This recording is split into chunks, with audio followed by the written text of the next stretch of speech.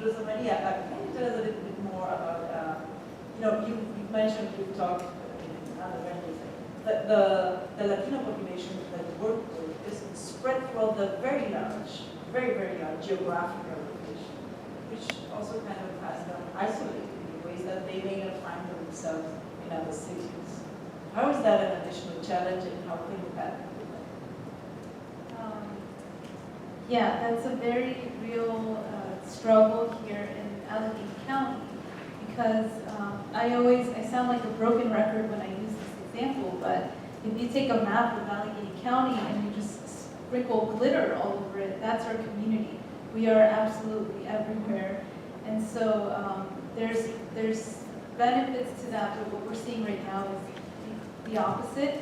It's quite a lot of isolation, and we see it from our babies, or actually prenatal, to the older adults. And that's because we have Latino youth who are probably the only Latino in their school. And so right now with the political environment, we had this conversation earlier today with our staff, there's a lot of bullying going on. And so it would be a lot, I would say, easier to target the specific issues if we knew that's the neighborhood where the Latinos are at, let's work with that school, and let's so on and so on. But that's not the case.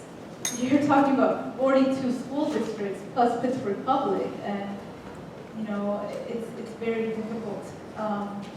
But we're also seeing that this isolation is also due to a lot of cases of domestic violence, and so a lot of the cases that we see is that families, most of the time, it's not in their choice, not in the mom and their kids' choice to be out in the middle of nowhere.